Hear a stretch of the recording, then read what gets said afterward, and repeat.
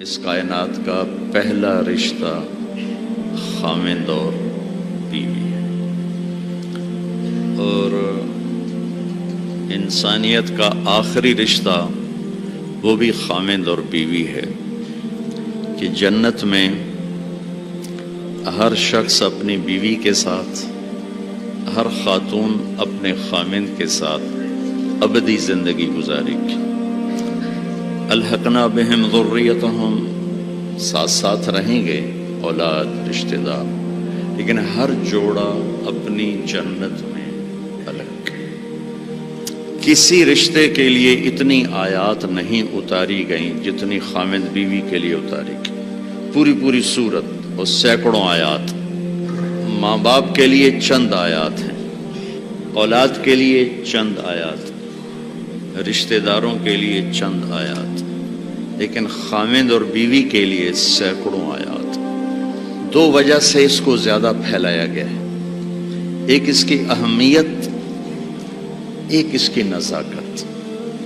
اہمیت یہ ہے کہ یہ بنیاد ہے، یہ اگر ہل گئی تو سارا معاشرہ ہل جائے گا، اور نزاکت اس لیے ہے کہ کوئی رشتہ ٹوٹتا نہیں، ماں بیٹے کا، ماں بیٹی کا، باپ بیٹے کا، بھائی بھائی کا، بہن بھائی کا رشتہ ٹوٹتا نہیں، خاوند بیوی کا رشتہ ایک بول پہ ٹوٹ جاتا۔ تو اس لیے اس کو محفوظ رکھنے کے لیے قرآن نے مضامین بیان کیے۔ کسی رشتے کو اللہ نے اپنی نشانی کے طور پہ بیان نہیں کیا قرآن میں۔ زمین آسمان کو اللہ کہتا میری نشانی ہے، لیکن کسی رشتے کو اللہ نے نہیں کہا کہ میری بہت بڑی نشانی ہے۔ ایک رشتے کو اللہ کہتا ہے کہ یہ بھی میری بہت بڑی نشانی ہے، اور اس کو بڑی نشانیوں میں لے کر آیا۔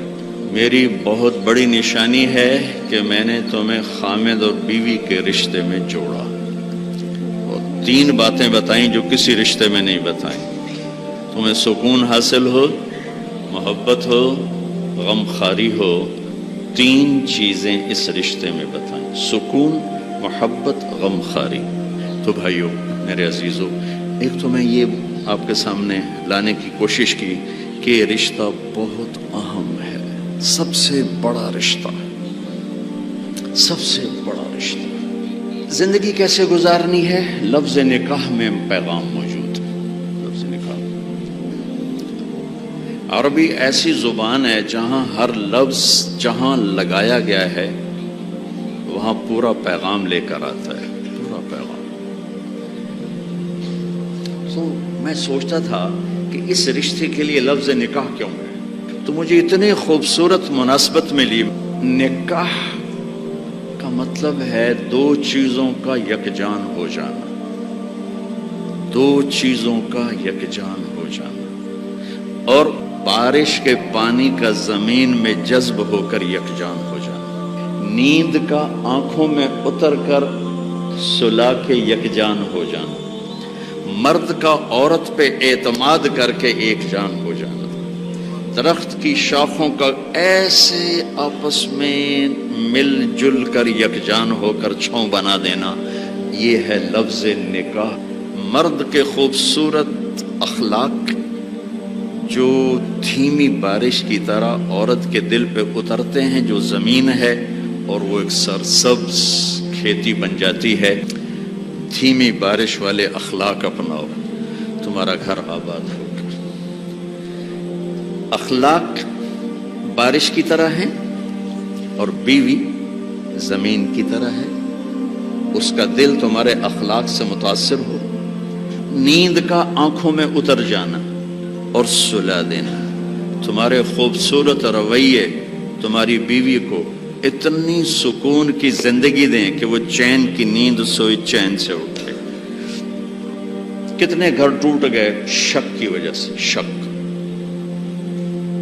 نیک پاک بیویوں پہ شک کرتے کرتے کرتے طلاقیں ہو گئی۔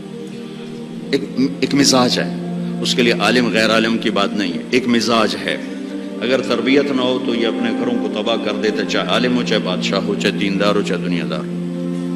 بیوی کے فون چیک کیے جا رہے، کتنے فون کیتا ہے، کتوں فون آیا، کتوں میسج کیتا ہے، کتوں میسج آیا۔